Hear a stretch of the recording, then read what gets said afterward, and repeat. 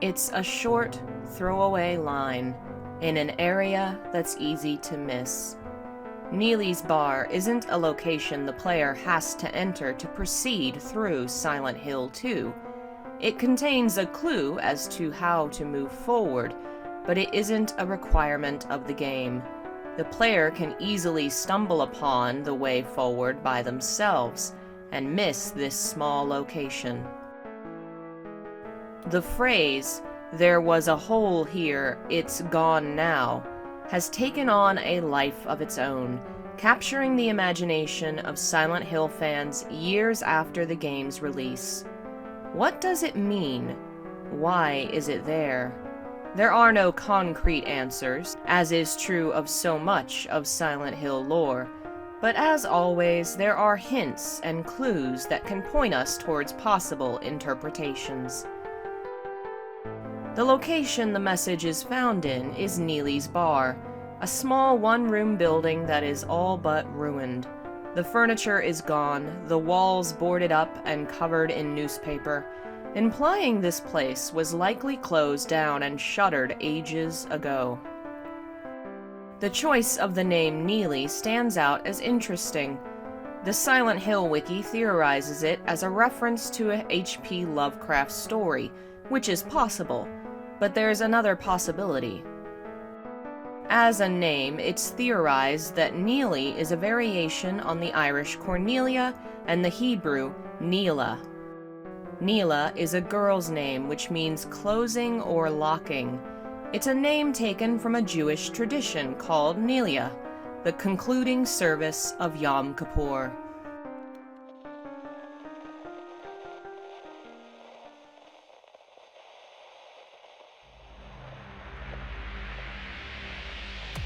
It's a prayer service held at the closing of Yom Kippur, which is also known as the Day of Atonement. It's the holiest day of the year in Jewish tradition. During this day, Jews fast and pray extensively, reflecting on past behavior.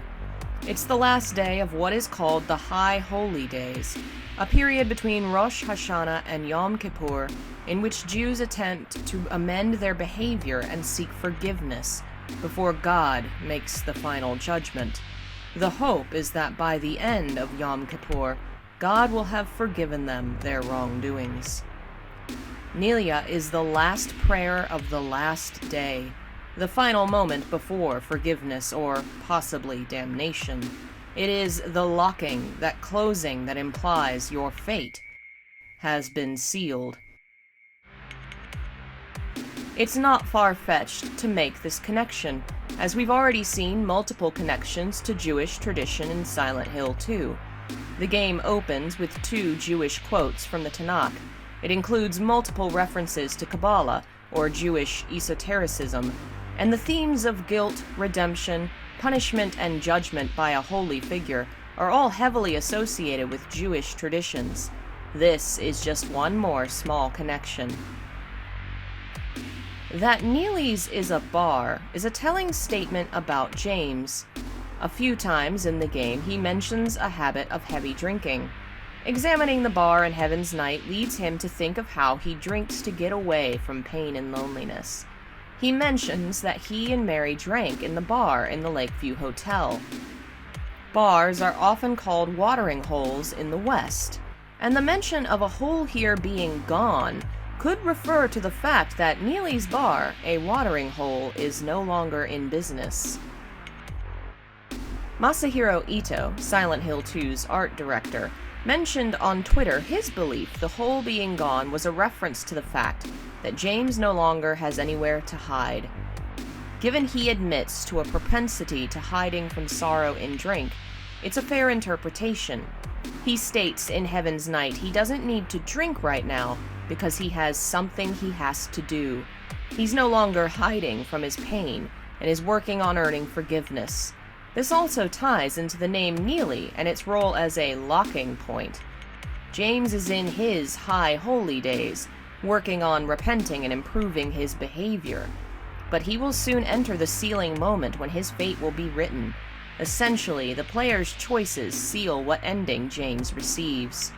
There is no hole, it's gone now. His ability to hide from the truth is gone, and he must keep walking to face it.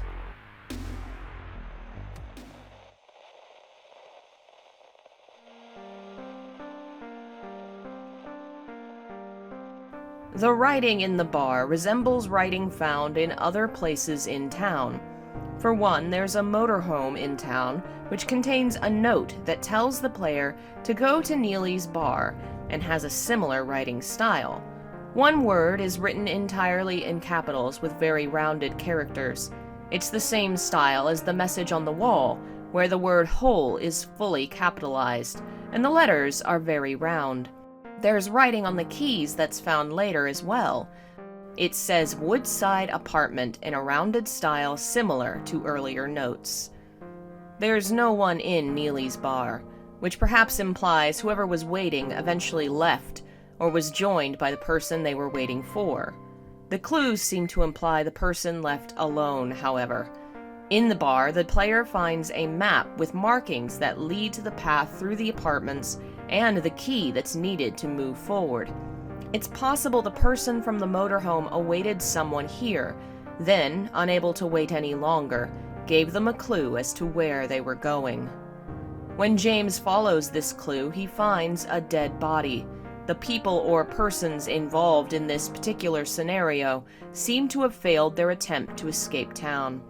However, he has a chance to succeed thanks to them, taking the key from the man's body and moving forward to the apartments. It's impossible to discuss the hole comment and not discuss the other holes that appear in the game. There are plenty of them, mostly in the prison portion of Silent Hill 2, in a labyrinthine level that involves James jumping down approximately 9 different holes. Many of them defy reality, appearing like optical illusions and distorting the world around them. They lead to and from impossible places, until eventually James returns to the normal reality of the town by the lake. The Book of Lost Memories does show the hole in Bar Neely's alongside all these holes from later in the game, associating the two, implying they do have something in common with one another. The holes appear in the most surreal realm of the game, during which James is facing some of his darkest demons. It's here that Maria returns to life and reveals for the first time she might not be what she appears. It's here that James kills Eddie and begins to remember the truth.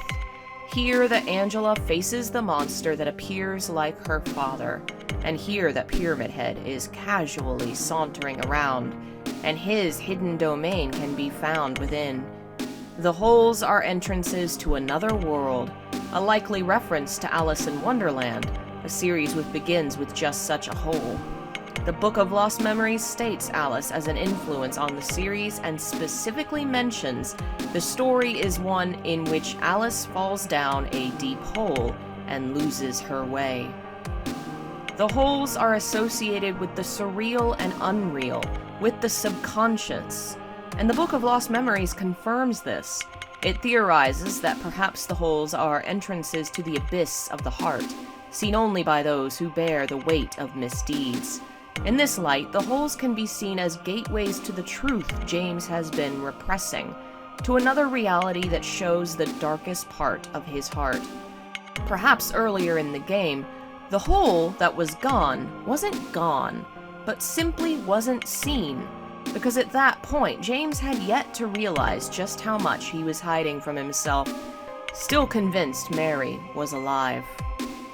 Late in the game, after the hospital scene in which Maria is killed, James can return to the bar to find a new message, scrawled messily across a wall nearby.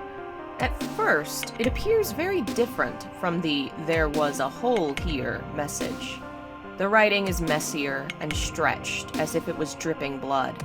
The style is erratic, mixed with various capitalizations, letter sizes, and none of the words or lines quite line up.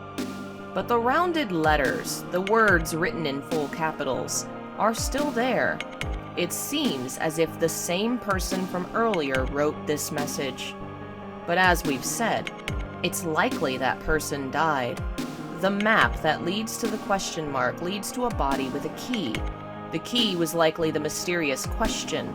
The man may have had an inkling there was something there and was killed when he went to retrieve it. Messy blood is sprawled along the floor in erratic patterns, and nearby a monster hides under a van. The person who wrote the whole message died soon after writing it.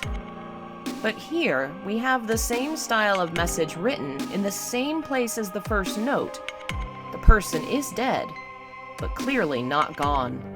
Not long before this, James had been receiving notes from the hospital director, a person he's never met who is likely dead, yet refers to James by name. The walls of reality are falling down, and Silent Hill is revealing that concepts like time, death, and reality are non-existent here. When you die in Silent Hill, you are not really dead. When you exist in Silent Hill, you don't really exist. Letters from missing people, notes from the dead, are entirely commonplace. And moreover, both of these examples include personal knowledge of James that the man himself doesn't even remember. It implies a level of omniscience on the part of these people, who don't even seem to really exist anymore in a normal sense. Has the town taken them? Are they somehow part of the town? Have they become part of a level of existence that allows for knowledge that should be beyond them?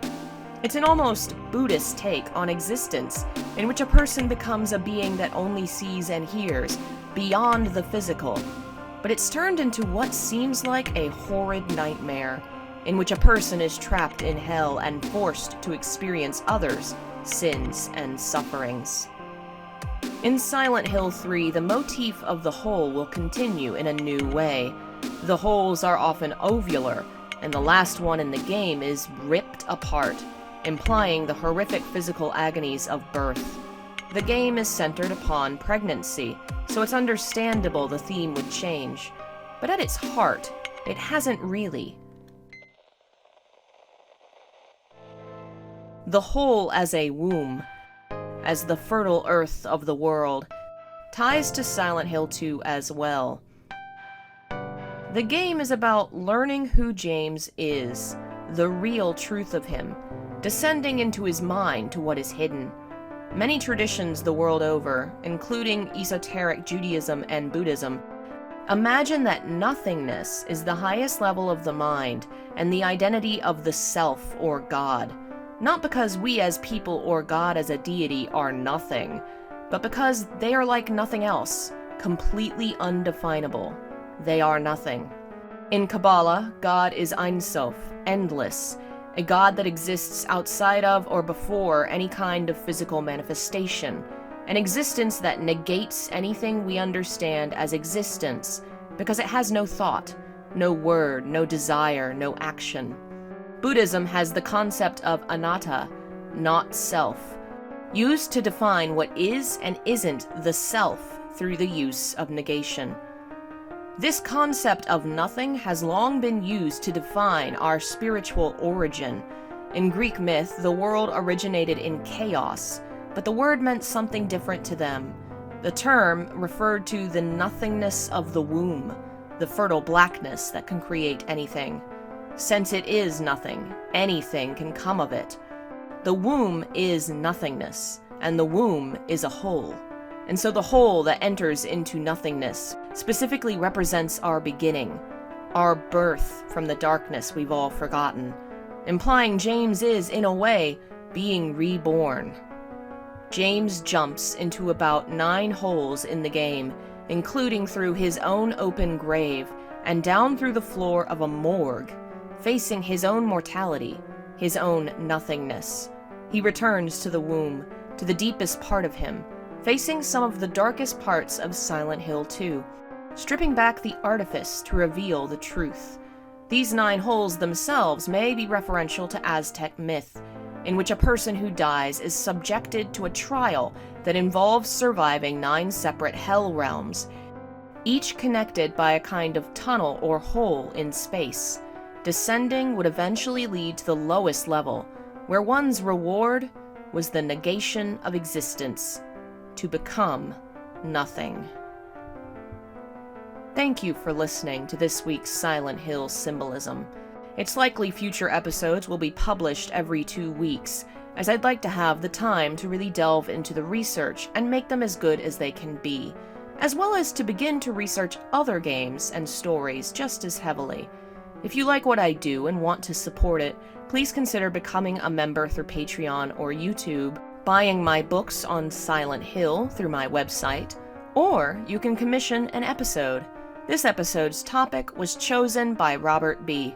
Thank you for your support, and I hope you enjoyed it. Thanks again for listening. I'll see you all next time. Or perhaps I won't. Perhaps there will be nothing and no one at all.